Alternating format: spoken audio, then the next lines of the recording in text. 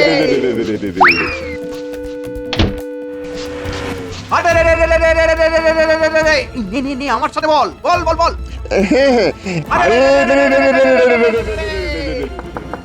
দরজা খোল, এই, খোল দরজা দরজা। এই, দরজা খোল। ওঠো ওঠো না, ওঠো ওঠো ওঠো। আরে কি হয়েছে কি এত রাতে আবার ডাকাডাকি কেন? ওই দেখো ডাকাত ডাকাত এসেছে, ডাকাত ডাকাত। আরে সত্যি তো, তাহলে গোপালের বাড়িতেও ডাকাত পড়লো। দেখো এইবার কি হবে? আমার যে খুব ভয় করছে, আমার যে খুব ভয় করছে। কি হবে? দাঁড়াও গিন্নি, দাঁড়াও দাঁড়াও, এত ভয় পেও না। এই ডাকাতটা আজকে নাকাল হয়ে বাড়ি ফিরবে। যাও শিগগিরই রান্নাঘর থেকে তেলের শিশিটা নিয়ে এসো তো। এই তেলে শিশিরে কি হবে? ডাকাতের পায়ে তেল লাগাবো। কি বলছো গো? তোমার কথা তো আমি কিছুই বুঝতে পারছি না। আরে এত কথা তোমাকে না বুঝলেও চলবে গিন্নি। যাও এখন তাড়াতাড়ি তেলটা নিয়ে এসো, যাও। আচ্ছা আচ্ছা ঠিক আছে, আমি গিয়ে নিয়ে আসছি। যা করবে একটু সাবধানে করো। হ্যাঁ, আমার বাবু খুব ভয় করছে। হ্যাঁ।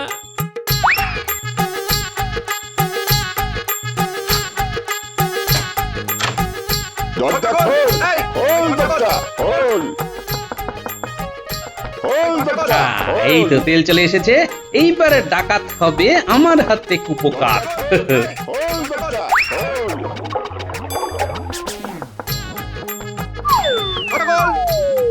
দরজা খোল, খোল দরজা। আরে, আরে, রে, রে, রে, রে, রে, রে, রে, রে, রে, রে, রে। এই দরজা খোল। দরজা খোলাই আছে।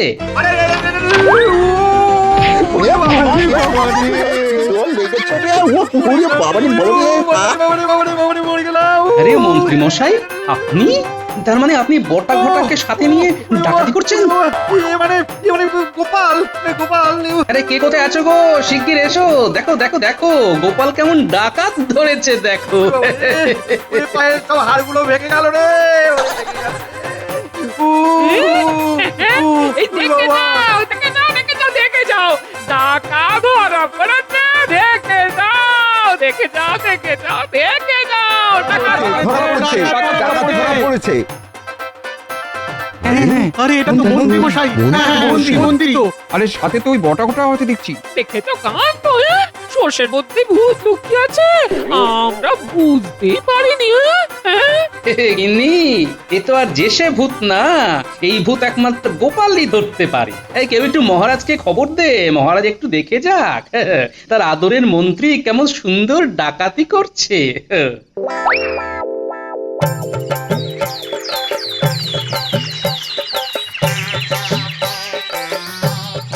দিন মন্ত্রী মশাই দিন। গোপাল, গোপাল, তোমার বাড়ি থেকে তো আমি ডাকাতি করিনি, তাহলে তুমি কেন আমার থেকে 2 আনা সোনা নেবে? মহারাজ কি বলেছেন শোনেননি? গ্রামের সবাইকে আপনাকে সোনা দিতে হবে, তাই এই সুযোগ আমি ছাড়ি কিভাবে? আচ্ছা ঠিক আছে, ঠিক আছে, ঠিক আছে, এই নাও, এই নাও। ধন্যবাদ মন্ত্রী মশাই।